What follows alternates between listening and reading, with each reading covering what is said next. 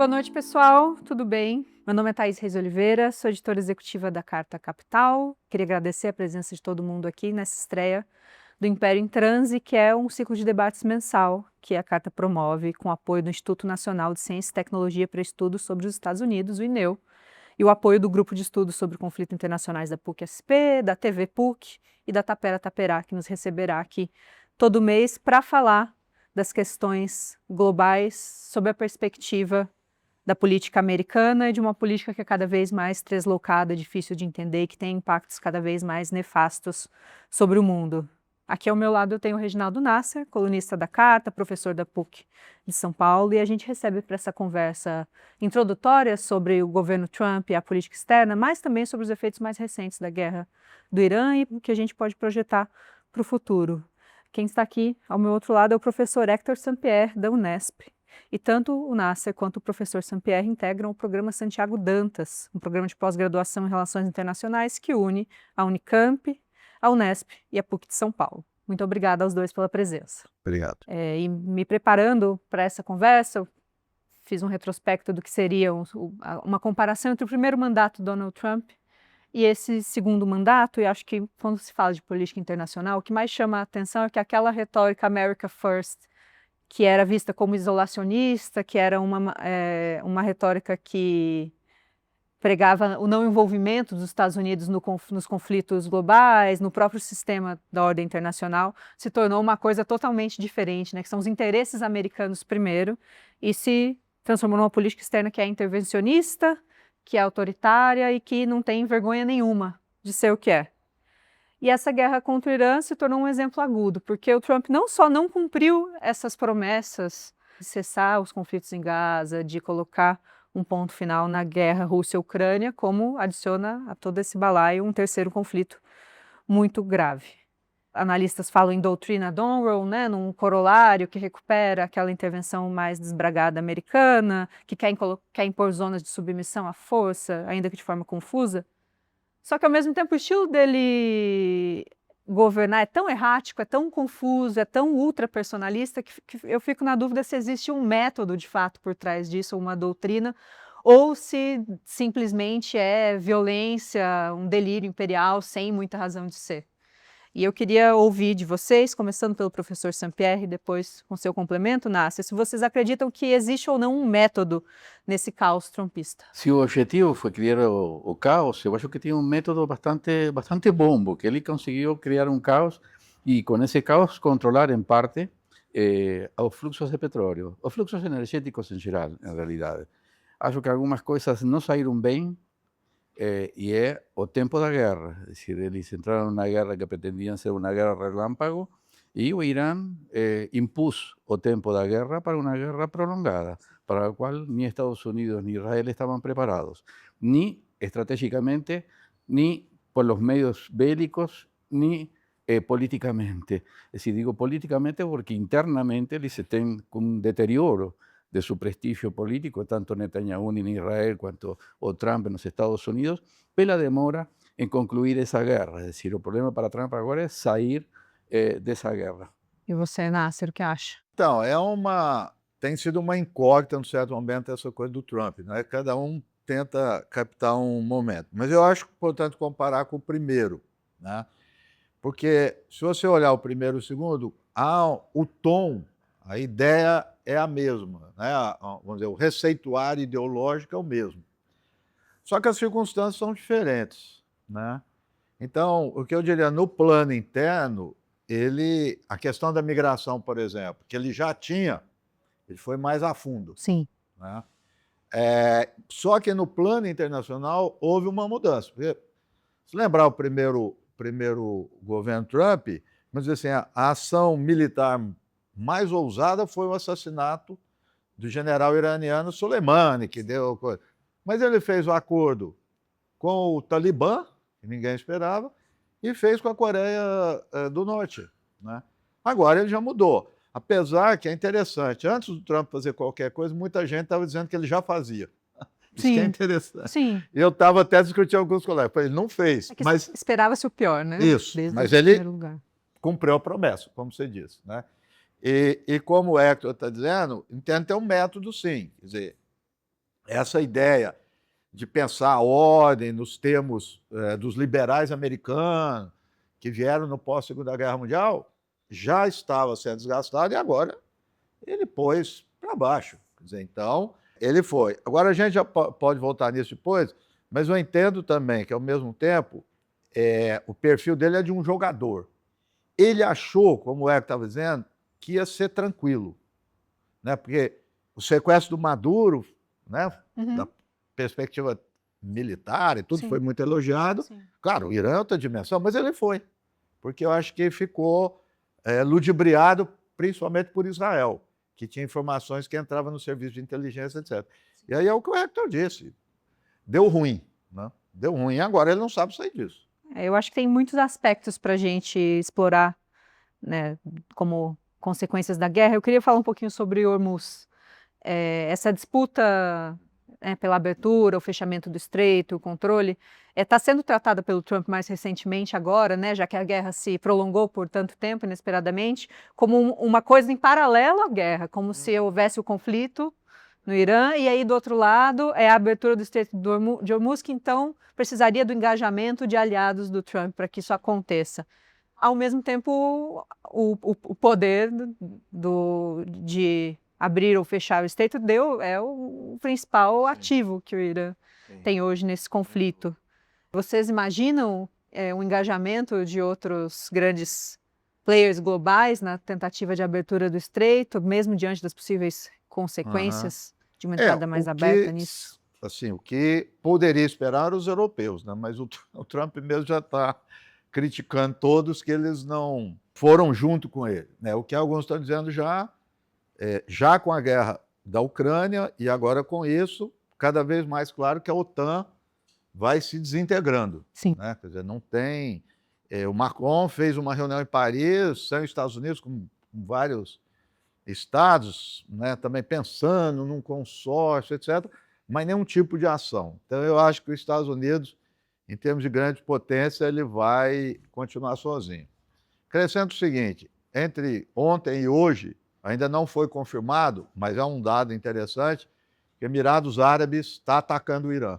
Então, isso também é uma nova configuração, né? Emirados Árabes, Israel Sim. e Estados Unidos. Isso é um fato muito diferente. Haviam dúvidas de onde os Emirados Árabes iam se posicionar, né? Porque também estão entre a cruz e a... Então, é um fato de grande repercussão. Então, pode ser que a questão se regionalize, aí sim, de trazer Emirados, mas eu acho que vai ficar por aí, não vai mais nem outra lei. Agora, você falou muito bem, eu acho que desconectou o que é guerra no Irã e o que é o controle de Hormuz, né? Ele fez isso, eu acho, propositadamente. E eu gostaria de ouvir o senhor, professor Hector, a respeito das questões que você mencionou anteriormente do petróleo. Outra declaração recente do Trump, né, é de que o aumento na gasolina compensaria os custos da guerra. Onde você acha que ele errou no momento de tentar controlar esses fluxos do petróleo? O que resta para os Estados Unidos, né, diante dessa dificuldade em reabrir Hormuz, que não vai reabrir tão cedo? Acho que a perspectiva não é essa. Como lidar internamente com os impactos desse aumento na cadeia de petróleo?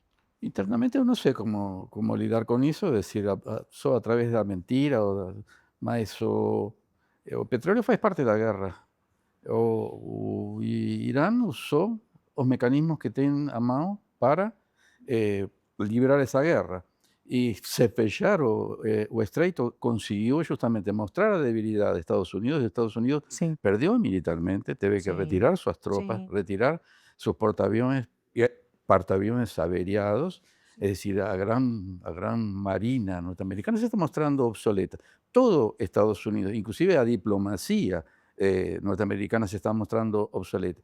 Y lo que está consiguiendo Irán con o estreito es dividir os aliados de Estados Unidos. Es decir, hoje Estados Unidos es un paria internacional, justamente por isso, porque todo mundo comerciava tranquilamente seu petróleo, o petróleo circulava, o Hormuz não estava fechado, o petróleo estava num nível razoável para o desenvolvimento do capitalismo. Hoje complicou bastante para toda a Europa, e a Europa, neste momento, se aproximar de Estados Unidos é se aproximar de um perigo. Es decir, y muchos ya rompieron claramente, como España, por ejemplo, E isso está provocando uma corrida dentro da Europa pela... É decir, até agora, Estados Unidos controlava a política externa da Europa, em alguma medida, controlava a OTAN, e isso impedia a disputa interna dentro da Europa pelo liderazgo da OTAN e o liderazgo da política externa, e neste momento vai surgir novamente uma disputa interna na Europa,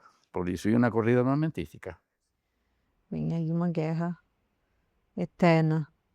Tem uma outra questão, né, falando das promessas do Trump, que esse espaço, como na Venezuela, como você mencionou, que a guerra no Irã abriria um espaço para a troca do regime, que é uma coisa que também não tem se demonstrado Sim. correta até aqui. A oposição ao regime iraniano sai fraca, mas e o regime sai mais forte diante dessas Veja, questões todas? primeira coisa é o seguinte, ficou claro que a oposição que resta ao governo do Irã é aquela ligada ao herdeiro do Shah, o filho do Shah. Então, diferenciou, quer dizer, então, para dizer que a questão não é democracia. Então, acho que isso aí acabou ficando muito claro. Ao mesmo tempo, aguçou a ideia de unidade nacional. Então, ou seja, em termos ideológicos, em termos de legitimidade, o regime, né, o governo do Irã saiu fortalecido. Por outro lado, tem algo que não está sendo muito dito agora, porque isso vai ser médio e longo prazo. Embora o Irã tenha criado as enormes dificuldades dos Estados Unidos, que o Hector já explicou, a economia do Irã foi duramente atingida. Sim. Quer dizer, os Estados Unidos e Israel, quando eles perceberam que não conseguia, pelos meios militares, né, atingir seus objetivos, começaram a atacar hospitais, indústria, petróleo, pontes, E etc. impuseram um certo prejuízo militar, Sim, né? não, muito. E o Irã já vem com o problema devido às sanções. Que as sanções também é um horror. Então, o Irã vai ter problemas. Vai ter muito problema pela frente. Não imediatamente. Então, eu acho que a questão da guerra ela tem várias dimensões. Essa dimensão média a longo prazo na parte econômica e social. O que lá na frente pode estimular novos movimentos contra o governo. Mas, a curto prazo, eu acredito difícil nesse estado que está de guerra. O senhor concorda? Concordo, eu acho que até se militarizou o regime, é decir, a figura dos Ayatollah neste momento está eclipsada pelas decisões militares. Como é lógico, em uma situação de guerra, as decisões passam a ser no plano militar, e os militares estão levando, digamos, bem a guerra. Mas os efeitos a largo prazo, eu concordo com o Nasser, as dificuldades, não à toa, parte das negociações que está colocando o Irã, um dos pontos é justamente o levantamento das sanções. Porque com o levantamento das sanções, Irã pode se recuperar rapidamente, porque tem petróleo para isso, tem energia para distribuir e um fluxo de transporte. Eu acho que vai passar a cobrar pedágio para passar pelo estreito. Então, ele tem condições de se recuperar rapidamente. A questão política, certamente, na medida que melhore a situação, o status quo da estabilidade pós-guerra, aí surgirão as disputas políticas internas, como em qualquer situação. Aí não sei como ficará. Se os Ayatollah terão recuperação, se o setor político se imporá em cima dos Ayatollah e da parte militar. Neste momento, o regime é um regime militarizado, digo dito. Com certeza. E o que vocês sabem sobre o efeito na população iraniana? Há uns meses atrás, quando eclodiram as primeiras ensaios de ataques americanos, eu conversei com colegas jornalistas iranianos, também com jornalistas brasileiros que têm fontes lá, que deixavam muito claro que nenhuma troca de regime aconteceria pela mão dos Estados Unidos. E o senhor mencionou esses movimentos de oposição ao regime que não são ligados ao Reza Pahlavi, não estão alinhados aos Estados Unidos. Eu queria ouvi-los mais um pouco sobre o custo humano da guerra e essa percepção, na medida de acesso que vocês têm e de leituras. Qual é ainda a cara não, humana sim, dessa ainda guerra? não, assim, não dá para ter uma dimensão clara disso. Até porque, como o Hector está dizendo, é um país que está em guerra. Sim, O país está em guerra. Fechado em guerra. Tolhe, com certeza, informações do que foi destruído, do que não foi destruído. Então, tudo isso aí não dá para medir. Veja só, a gente fala muito do Irã. A gente sabe menos de Israel. É Sim, interessante isso. sim. A única democracia está vigilante nas informações. Então, para dizer que a dificuldade. Agora, com certeza, pelo número de ataques que Estados Unidos e Israel fizeram, o sistema de defesa do Irã, que é a parte mais frágil, não é a ofensiva, e por esses ataques não atingirem, por exemplo, a base de lançamento de mísseis, ou seja, os alvos militares, ou seja, deduz que essa parte civil está duramente atingida. Né? Então, assim, os relatos que tem de Teherã são muito assim, dramáticos, né, do que tem sido feito lá. Como também Israel. Israel também vai passar por sérias dificuldades, já está passando econômica, social, tudo mais. Então, atingiu a todos. O Hector, lá no começo, da primeira pergunta que o Hector respondeu desse caos, desestruturou tudo. Desestruturou o sistema de aliança com os países do Golfo. Israel ficou numa situação extremamente frágil. Eu acho que essa leitura é importante. Desestruturou o Irã, quer dizer, causou uma instabilidade muito grande. Então, nesse momento, é difícil medir isso, né, os custos reais. Né? Queria te ouvir um pouco mais, Nasser, sobre a questão regional, né? É muito intrincado a questão dos alinhamentos aos Estados Unidos e alinhamentos ao Irã no Oriente Médio. E tem essa sinuca de bico, a gente falou sobre Emirados Árabes. Você acha que, de alguma maneira, e pensando também nessa instabilidade política que está se agravando em Israel, que um conflito como esse poderia levar ao certo alinhamento, ainda que pragmático, entre países que hoje são inimigos figadais? E gostaria de ouvir o professor Hector Samper também. Eu acho assim, essa saída dos Emirados Árabes é uma coisa importantíssima. Nunca houve esse racha na OPEP, com todas as diferenças, as monarquias do Golfo sempre agiram conjuntamente, alinhadas aos Estados Unidos. Essas divergências já vêm acontecendo, não é agora. Mas a guerra do Irã levou isso ao limite. Então, o Emirados se alinhou. Veja, o que vai... A gente estava conversando aqui no intervalo da incógnita da Arábia Saudita, né? Mas o que ela vai fazer? Hoje, a grande oposição a ela é Emirados Árabes e o temor de Israel. Então, veja, a possibilidade de se aproximar, que já vem acontecendo do Irã, é grande. É interessante esse fato. Catar também e outros. Então, muita gente analisando, os Estados Unidos ganhou porque rachou o PEP, mas perdeu porque desfez aquilo que é o fundamental. E esses elementos são mais frágeis. Sim, a ISA aqui, já que a gente está estudando os acordos de Abraão, que é o grande projeto. Acabou a coisa de Abraão. Então, assim, uma grande dificuldade dos Estados Unidos vai ter também. É isso de realinhar esses países nisso. Então, é difícil, nesse momento também, para os Estados Unidos tentar fazer aquilo que ele sempre fez, de construir, seja lá, que a gente pode divergir, uma ordem regional. Então, essa ordem regional está esfacelada. Ninguém sabe bem para onde que vai isso. Mas é certo que não está como antes. Professor? Se o objetivo político de Trump era controlar o petróleo, controlar o preço do petróleo, agora vai ser muito mais difícil controlar o preço do petróleo, porque se desorganiza a OPEP. Mas não só isso, sino que o que mostrou Irã como resposta, coisa que ele tinha advertido reiteradamente Irã, bombardear todas as bases americanas no Golfo.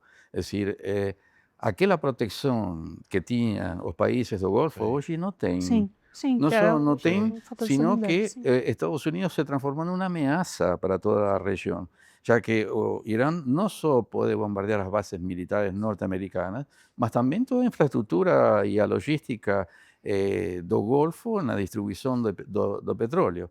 Hoje esse eu acho que é o maior problema, es decir, Estados Unidos e Israel están isolados militarmente, diplomaticamente, e inclusive o discurso recente do representante de Irán no Conselho de Segurança da ONU foi um discurso muito forte que nunca tinham feito, um discurso tão forte contra Israel. Es decir, Israel ya está se transformando también en un par, es decir, está cometiendo muchos crímenes internacionales que o silêncio internacional está levando para si, es decir, a sociedade internacional está cargando con los crímenes de Israel por no condenarlos, no solo no condenarlos, sino prácticamente ofuscar as denuncias que deberían ser feitas. Es decir, Netanyahu está siendo recibido en los países, siendo que es un criminal, es decir, declarado, condenado, y está siendo recibido. Hoy ya no sería recibido.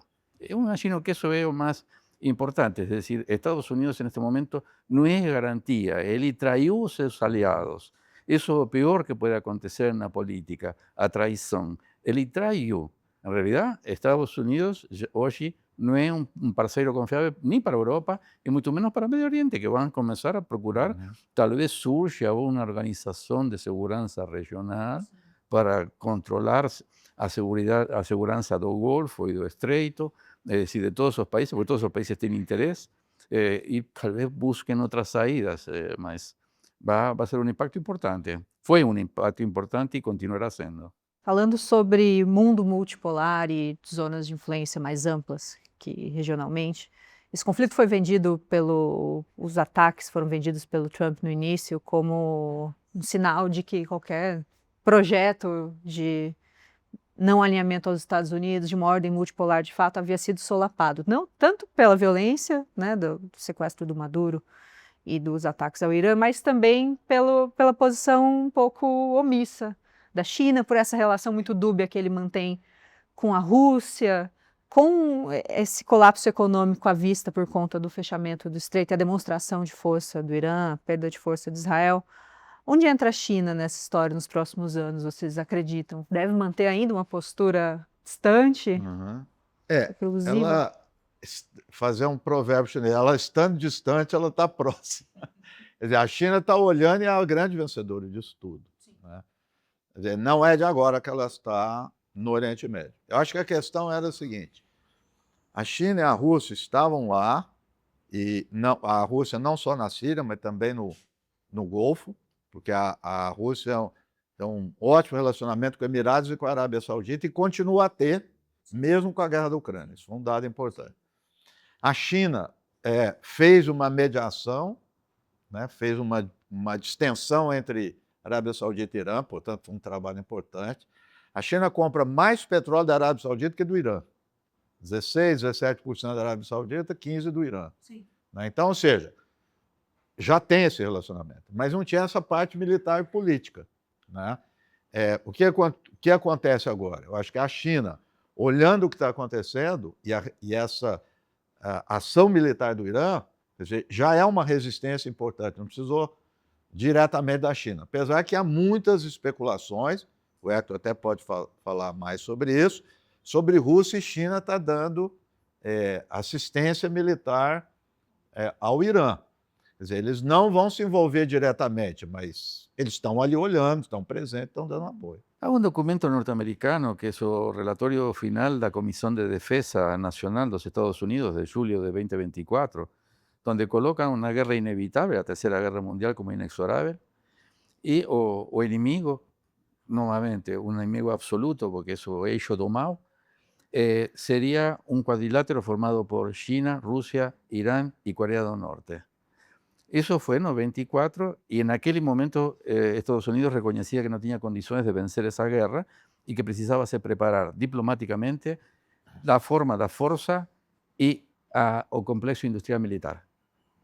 O que vemos ahora, después de 2 años, que no fez ninguna de esas cosas, muy por lo contrario, se deterioró. Más o controle do petróleo, porque o inimigo central, o inimigo objetivo es China, o de ese movimiento da China que puede, digamos, absorber tanto o espaço diplomático quanto econômico e comercial do mundo. E um projeto que me retrotrai a 22 de fevereiro de 22, uma semana antes do início do ataque à Ucrânia, um discurso como se chama? Xi Jinping e Putin, donde falam de um mundo novo, um mundo de iguais, de negócios onde todos possam ganhar, en fin, de una seguridad, una segurança indivisível, que eso es un bello proyecto europeo que nunca fue llevado a cabo, más, en fin, una serie de cuestiones que apuntaban justamente para un mundo multipolar. Sim. multilateral, porque multipolar significa a polaridade da força, e a multilateralidade é lateralidade política, es decir, as relações políticas, que podem ser bilaterais, multilaterais, enfim, e a polaridade se refere à força. Hoje há centros de força distribuídos, e neste momento, tanto China quanto Rússia estão vendo diretamente num cenário bélico as dificuldades que têm todos os contrincantes e as possibilidades de uma guerra do futuro. Possivelmente tenham passado tecnologias, o complexo industrial iraniano, que é um complexo industrial bastante autônomo, a partir da Revolução Iraniana tiveram cercado, tiveram que desenvolver um complexo industrial relativamente autônomo, copia em alguma medida o complexo industrial militar ruso desenvolvido a partir do início da guerra de Ucrânia, que é justamente para guerras de largo aliento, de atrito, uma guerra de longa duração. Então, eu acho que há um apoio também Irã mudou o GPS para aquele georreferencial chinês, que melhorou a perfeição dos mísseis, a pontaria, e evitou também como se chama, o desvio dos mísseis pelo controle do GPS, que é norte-americano. Então, eu acho que há um apoio e esse eixo, digamos, dos quatro, está se consolidando de maneira muito dissimulada, muito solapada, mas há uma relação não dita, mas estabelecida. A gente logo vai abrir para perguntas, mas eu gostaria de ouvir vocês a respeito dos impactos desse conflito e do próprio governo Trump e da questão em Gaza, sobre o soft power do eixo pró-Estados Unidos, né?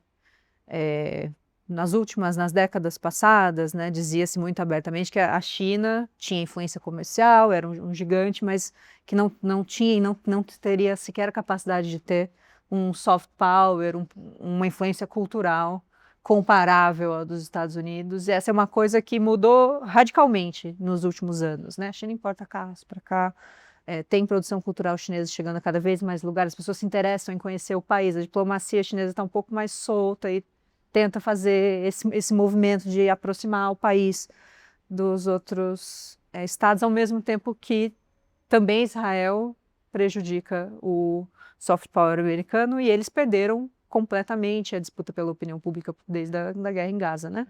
Teve algum momento em disputa, talvez há 3 meses do início do conflito, mas depois se tornou uma coisa indefensável, inclusive dentro da sociedade americana. E eu queria ouvi-los a respeito de como isso impacta o soft power americano e o que vocês acham que isso muda na correlação de força para os próximos 10, 15 anos, ainda que a gente não tenha nem o Trump, nem o Netanyahu no poder. Bom, a primeira versão da doutrina Monroe era da cenoura e o cacete. Mas a cenoura, neste momento, está com China. E isso dissolve qualquer projeto de soft power. Então, o único que tem nos Estados Unidos é o cacete, e isso está aplicando corretamente do ponto de vista militar, não para Latinoamérica, mas colocando tropas em Equador, colocando tropas em Paraguai, es decir, e o escudo das Américas que reuniu em Miami de uma forma mais ou menos privada, particular. Mas, em realidade, essa direita é uma direita que não é homogênea. Então, há possibilidade de trabalhar. Por outro lado, os Emiratos Árabes compraram 20 C-390 do Brasil. Não sei se isso compromete o Brasil nesse conflito, mas, es decir, a América Latina tem que pensar en ese momento de transição que está pasando, de transição de poder, donde o eixo está passando de Ocidente novamente para Oriente, para o Ásia. Es decir, tem que pensar como negociar sua posição dentro dessa multilateralidade que se está planteando. E isso, para o Brasil, só se consegue realmente reestruturar uma cooperação na América do Sul. Pelo menos para a América do Sul. En América Central e América do Norte é mais complicado, excepto México, que não sei como se sairá desta, mas a América Central está dominada diretamente pelos Estados Unidos. A América do Sul ainda pode discutir alguma coisa, ainda que Estados Unidos tenha hegemonia, es decir, que influencie nas decisões, como vai a influenciar aqui nas próximas eleições, es decir, e para isso a esquerda teria que se preocupar um pouco mais com esse tipo de coisas, eu acho que ainda há um espaço para uma articulação da América do Sul, uma articulação pragmática, não ideológica, porque não dá para fazer uma articulação ideológica, para ter uma posição de negociação nesse mundo que se está vislumbrando. Eu acho que tem um grande projeto norte-americano pós-Segunda Guerra, veio dos liberais americanos, do Partido Democrata, Sim. né, principalmente. Depois, inclusive, alguns partidos, alguns governos republicanos, inclusive, passaram a seguir os democratas, e daí a ideia da palavra de hegemonia, né, esse mundo chamado mundo pós-Segunda Guerra, todo mundo... Então, na verdade, quando ele diz acabou a ordem pós-Segunda Guerra, na verdade, acabou a ideologia que sustentava isso. Uhum. Sim. E veio tanto pela, vamos dizer, China e o Sul Global, como também dentro, o Trump. Quer dizer, acabou trazendo isso daí. Até saiu a capa da carta, mostra como os organismos internacionais, a USAID, por exemplo, foi desmontada, Sim. e é óbvio, não é aqui excluindo nenhuma crítica à USAID, mas na verdade ela foi internamente substituída por vários pequenos Claro. mecanismos que levam a ideologia Sim, republicana como influência internacional. É interessante, que eu lembro, né, a esquerda criticando a USAID porque era uma coisa de hegemonia liberal. Sim, agora a gente entendeu? se vê obrigado Agora a fazer concessões e dizer, olha, não era Mas o que eu ia dizer é o tudo seguinte, horrível. então, os Estados Unidos hoje não tem. Veja, o Partido Democrata não tem proposta nenhuma. Tem uma pesquisa nos Estados Unidos sobre quer dizer, o Trump completamente criticado em vários projetos, mas os democratas não o substituem, quer dizer, não é nega o Trump e vai para os democratas. Está um vazio nisso. Sim. Quando você falou soft power, me lembro de um pequeno texto de um neocons americano, de um cara mas muito inteligente. E ele disse, em vez de hard soft power, tem um outro. A gente tem que distinguir que eles chamavam um poder pegajoso, stick power, que é a economia. Quer dizer, a economia não é soft power, ela atrai, né? Ela puxa. E a China está usando bem isso. Então, veja, uma coisa eu ia falar até século XIX, acho que nem... século XIX. É agir assim, vai lá, sequestra um presidente, impõe pela força, no caso da Venezuela. Sim. O outro não. O outro é um polo de atração para todo esse país em vários anos, tem projetos consistentes, quer dizer, não é essa coisa. Então, qual que tem maior chance de vencer? Claro que é da China, aplicando, inclusive, a lógica americana da hegemonia pela economia, né? E é o que está acontecendo no Oriente Médio, a mesma coisa, que a gente estava falando. O projeto com a Arábia Saudita, com o Catar, com o próprio Emirados Árabes, com o Irã. Quer dizer, não há distinção nisso da China. E é um polo de atração. Então, eu entendo que hoje é um desgaste tremendo, né, no projeto norte-americano. Você não tem nada à frente, você não tem... O Trump, você falou muito bem, quer dizer, nem a questão da discussão do Strait de Hormuz, não tem um plano, não tem um projeto. Interessante que eu fiz uma leitura sobre isso, a questão de Suez, porque tentando comparar o que foi Suez, né? Então, o Nasser fez o bloqueio do canal, também passava a coisa, houve a nacionalização, Inglaterra, França e Israel atacaram o Egito, e o que aconteceu? O Eisenhower, presidente norte-americano, que tomou iniciativa para reverter isso, quer dizer, reconhecer a nacionalização e usar a questão econômica, trazer o Nasser. Sim. Não é, por exemplo, como os ingleses e os franceses estavam atacando militarmente, e regularizou o fluxo do canal de Suez, e o Nasser retirou dele nisso também. Então, ou seja, isso não existe mais, está fora de cogitação nos Estados Unidos. Então, um esgotamento desse projeto. A gente acabou não falando sobre o Brasil, mas teve um evento, alguns dias, o Thiago Ávila, que é ativista, foi preso, sequestrado, né? Também, segundo algumas interpretações, por Israel. Cobra-se que o governo Lula tivesse feito uma condenação mais enfática da prisão dele. Essa declaração veio breve. Na Venezuela, a mesma coisa, né? Parte do campo progressista esperava do Lula uma reação um pouco mais enérgica depois do que ocorreu com Maduro e nessa troca de regime. O Brasil parece mais focado nos seus próprios interesses do que em ser um ator que ajude na mediação desses conflitos. O que vocês avaliam em relação à postura do Brasil até aqui? Olha, eu entendo o seguinte, o Lula, ele tem uma clara concepção do que é a circunstância. E a circunstância, tanto interna como externamente, é algo muito perigoso para ter vamos dizer, uma tomada de posição que se exige de um país como o Brasil. O que eu estou querendo traduzir com isso? Eu acho que a ação que eu defendo que deveria ter é sempre uma ação concertada com outros países, não uma ação do Brasil. Nisso que eu acho que faz falta do Lula. Desde a questão do genocídio na Palestina. Não era o Lula declarar. Porque eu sempre digo assim, ninguém está tomando posição contra Israel, por que o Lula vai fazer? Também é um suicídio. Eu gostaria como militante, mas é um suicídio político. Agora, o que eu cobro é o seguinte, a liderança dele na América do Sul, levar essas questões para o BRICS, quer dizer, usar os fóruns multilaterais para trazer esse tema. Aí sim, é isso que eu entendo que ele poderia ter feito. Mas não ter uma atitude individual, né? E sempre com esse cuidado que eu estou dizendo para não cair nessa armadilha, né? A gente tem que também equilibrar o que a gente tem para entrar nesse conflito, né? Quer dizer, nessa disputa, nessas tensões internacionais.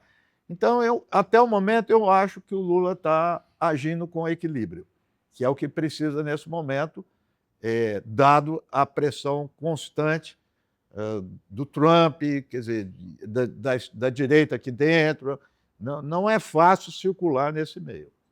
Bom, eu sei que a história não se faz com contrafactuais, mas que teria acontecido se Brasil não tivesse se oposto a que Venezuela entrasse no BRICS?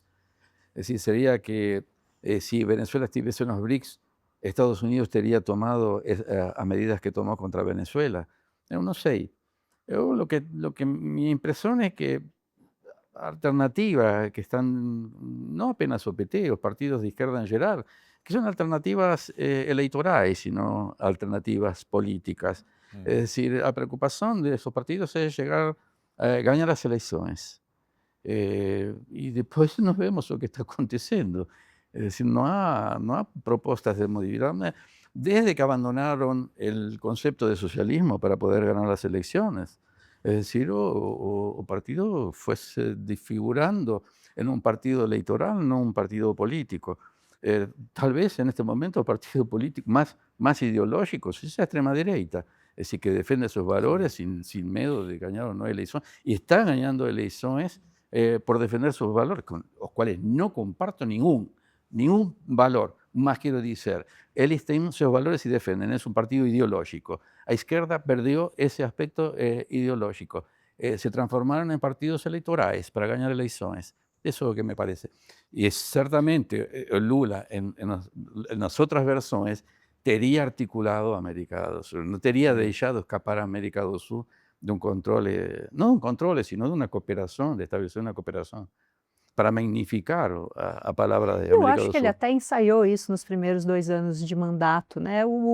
Era esperado como último mandato do Lula dele se projetar, encerrar a biografia dele como um grande líder global pela mediação. Ele fez declarações duras em relação a Gaza, fez declarações duras em relação à guerra da Ucrânia, mas agora, diante do Big Stick americano, ele está numa situação muito mais delicada. Também é certo o que diz o Nasser com relação ao perigo que está sobre Brasil, é decir, a possibilidade de que a extrema-direita volte ao governo e que volte com o Congresso completo a levar a cabo o desmonte do país, como está acontecendo na Argentina. Então, é decir, é difícil colocar-se no lugar de Lula, né? Por isso somos acadêmicos, não somos políticos, né? É isso aí. Boa noite, meu nome é Shahar, sou estudante do mestrado do Santiago Dantas. Eu queria perguntar foi mencionado os acordos de Abraão, né? Uma das coisas que a gente vem estudando é justamente como esses acordos serviram para ocultar, né, tirar da mesa de negociação a questão palestina. E aí, depois dos ataques de 7 de outubro, uma das coisas que inclusive a gente também estudando é como a questão palestina voltou à mesa de negociação. Desde o começo, né, da guerra do Irã, parece que novamente as atenções voltaram-se para o Irã. E nesse processo, Israel tem avançado em Gaza, o genocídio continua, as atividades na Cisjordânia, a limpeza étnica aumentou, E Israel, inclusive, tomou território no Líbano, segue tomando, e na Síria.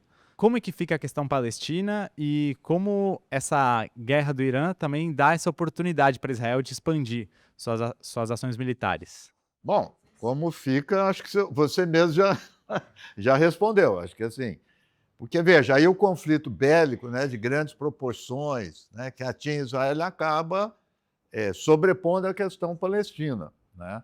Interessante, de um lado, que o Irã colocou na mesa de negociação a questão do Líbano, indo além, e foi um elemento importante, inclusive, para não ter, para que houvesse um cessar-fogo aí de Israel e tudo. Mas não mencionou a questão palestina, né? Então, acho que isso volta a uma questão de origem, ou seja, não tem nem grande potência e nem potências regionais trazendo a questão palestina, né? A gente lembra quando o Irã o faz, mas ele faz não numa circunstância de conflito armado, mas uma questão de discurso, de retórica, apoia a questão palestina.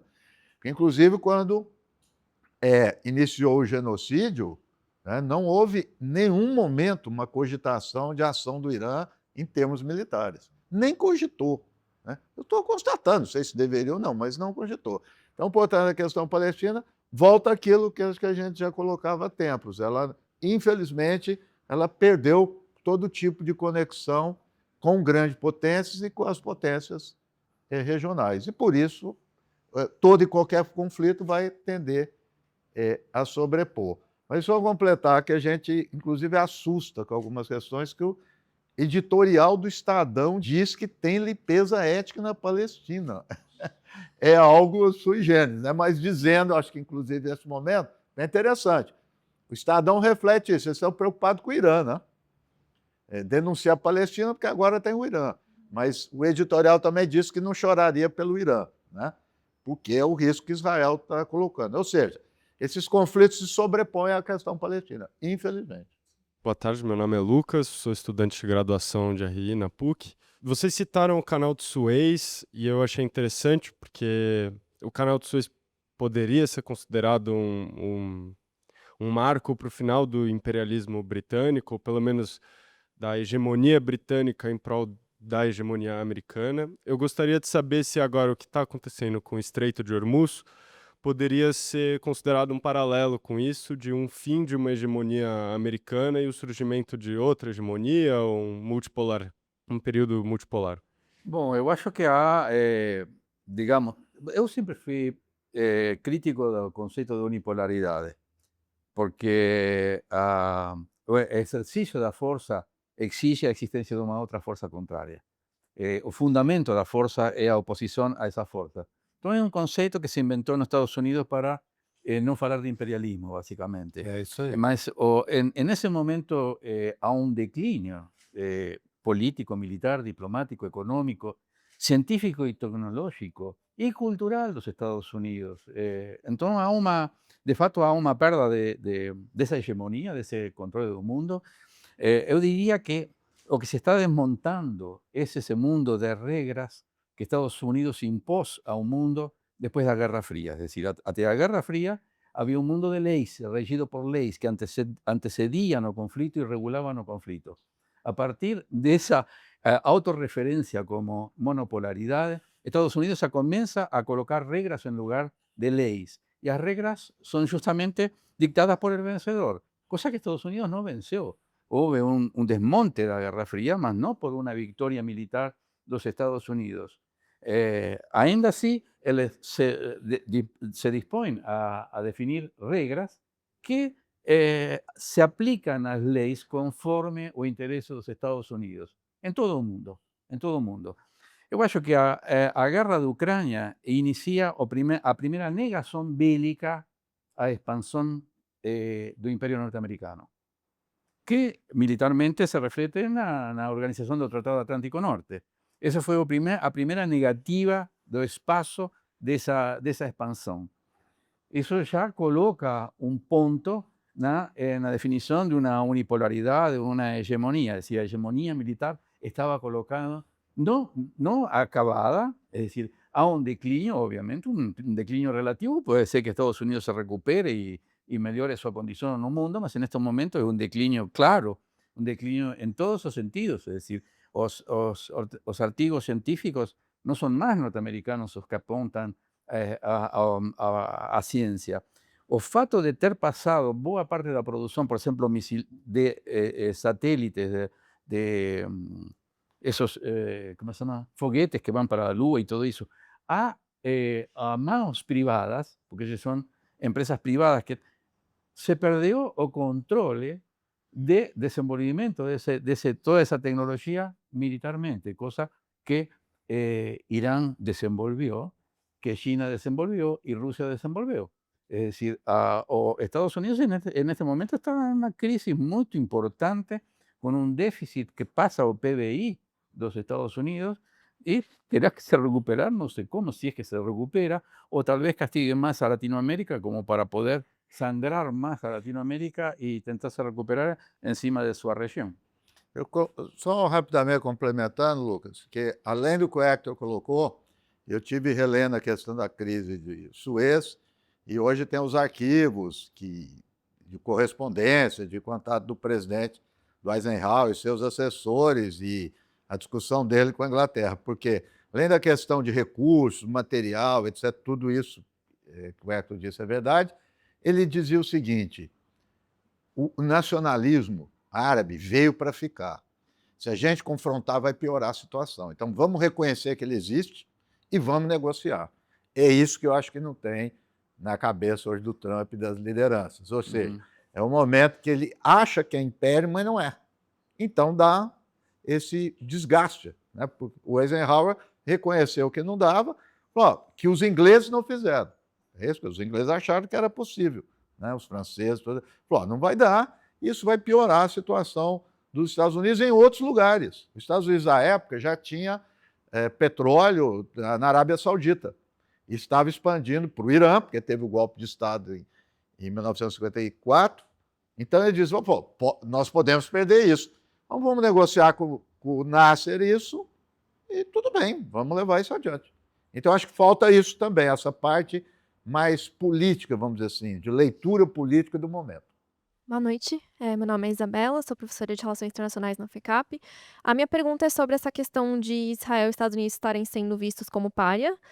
O que isso significa na prática e mesmo com Israel sendo visto como pária, o que explica, ou quais elementos explicariam a sua impunidade, tanto do ponto de vista dos mecanismos multilaterais, tipo ONU da vida, quanto das relações econômicas e tecnológicas que Israel estabelece com vários países, inclusive do sul global, inclusive Brasil, por exemplo. Não é punido porque tem a cobertura norte-americana, simplesmente. Mas eu acho que o sacrifício de Gaza, eu não sei se esse sacrifício humano justifica ter colocado o tema politicamente de novo em questão. Eu não sei se justifica, porque foi muito grande a destruição, foi uma destruição cultural, foi um genocídio, eu não sei. Mas isso também, por outro lado, deixou em claro a situação de Israel. Israel perdeu o moral de ser o grande sacrificado da história. Hoje Israel está sendo um pária nesse sentido, é decir, é um Estado não só terrorista, porque terrorista sempre foi, mas neste momento criminal e genocida.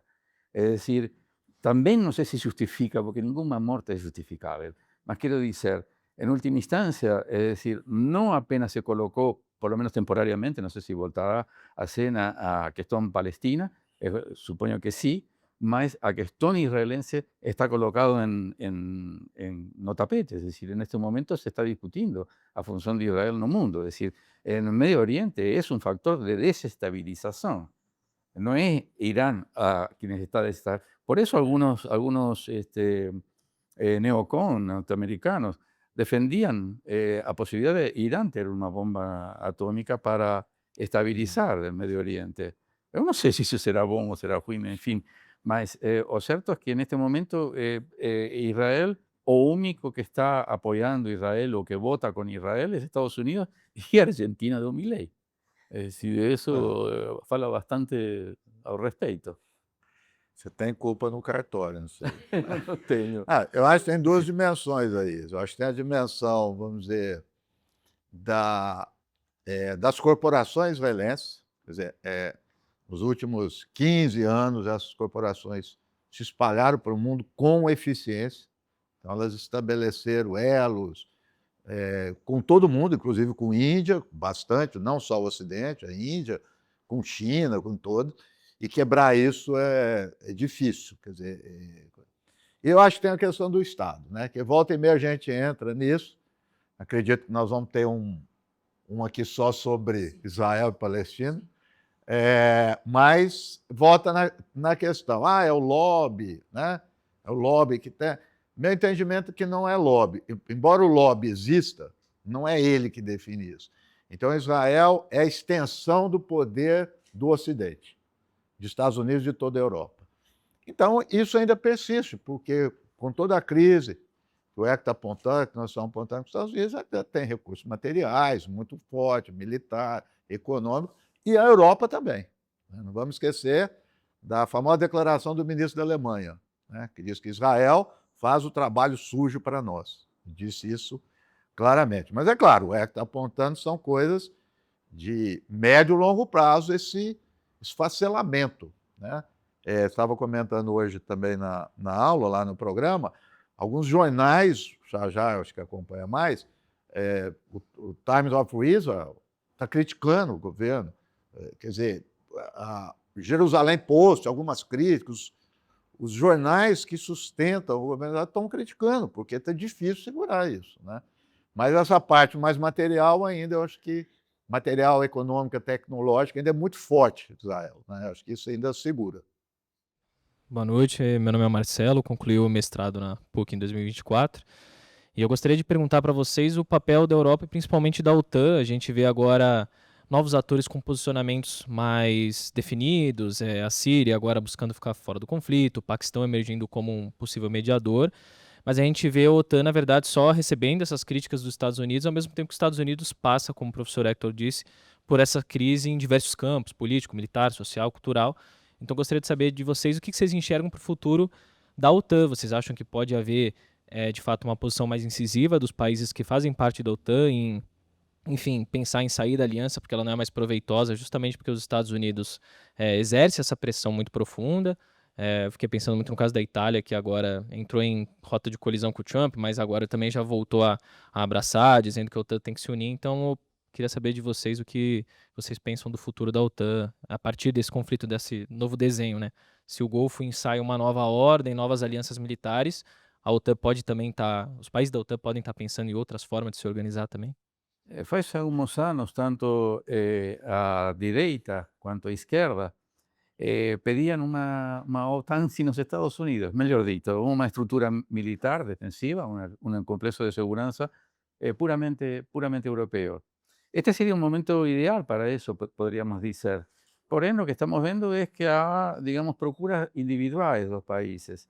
Algunos países están pensando en continuar la guerra de Ucrania, mas continuar la guerra de Ucrania significa básicamente un argumento para aumentar los gastos militares. Están pensando en desenvolver nuevamente a Europa a partir de la industria militar, o que es un absurdo decir, aconteció en Estados Unidos por condiciones muy particulares, mas eso teóricamente no acontece con tanta frecuencia. Es decir, aquí a izquierda está también pidiendo desenvolver a industria militar y a partir de la industria militar desenvolver a industria. Eso no acontece, no existe. Primero que no existe aquel spin-off. Y por otro lado, si existe ese spin-off, tiene que tener un campo donde caiga y ese spin pegar fuego, es decir, tiene que tener una industria nacional. Aquí no tiene una industria nacional como para absorber ese spin-off. Entonces, es medio complicado. En Europa también. Por un lado, Alemania está apostando en el servicio militar obligatorio, con una alternativa para la democracia, alternativa para Alemania creciendo, con posibilidades de ganar las próximas elecciones, y es antibelicista, más eso también puede mudar de un día para otro, o humor das masas, o do enxame, como dice o Bill Shulhan, en fin, eso puede mudar de un día para otro. Francia está apoyando a intervención en Mali, en África, es decir, para desestabilizar a esa región africana. Es decir, por eso cuenta. por sua conta. Mas também, se você pensa, os países da Organização do Atlântico Norte participaram, nunca participaram todos juntos em uma ação. É decir, ni no Afganistán, ni na Líbia, participaram todos juntos. Es decir, cada vez que hubo uma guerra empurrada pelos Estados Unidos, Isso. É. a OTAN entrou dividida, porque não tinha condições de ter uma política externa comum. Então, não tem sentido ter uma estrutura militar comum se você não tem uma política comum. Justamente por isso, normalmente o controle da Organização do Tratado do Atlântico Norte é militarizada.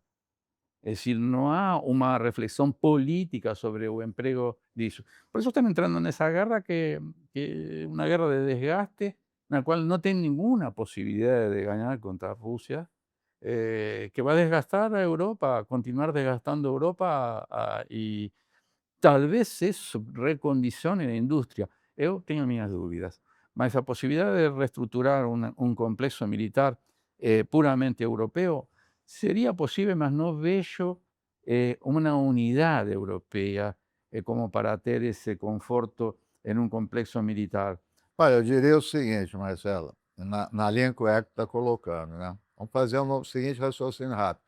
Será que, porque, em primeiro lugar, a produção de armamentos, né? Isso a Europa, os países europeus, a Alemanha quebrou aquela ideia de que ela não poderia, né? E venda de armas. Isso eu acho que deslanchou com a guerra da Ucrânia. Mas vamos imaginar o seguinte: será que a OTAN continuaria com a Ucrânia se os Estados Unidos não participar? Vamos retornar. Os conflitos nos quais a OTAN entrou. Kosovo, os Estados Unidos foi, aí os europeus foram atrás, né? Alguns foram, né? Como é que está dizendo? Nunca todos. Depois, Afeganistão, o Bush declarou: não quero apoio de ninguém, nós vamos lá, quem quiser que venha. Foram alguns, e foram aumentando depois. Interessante, os europeus eles vão, depois que os Estados Unidos faz o trabalho primeiro de arrasar o país, eles enviam, aspas, né, as operações de paz, né? Foi assim no Afeganistão, foi assim no Iraque e Líbia, também com os Estados Unidos.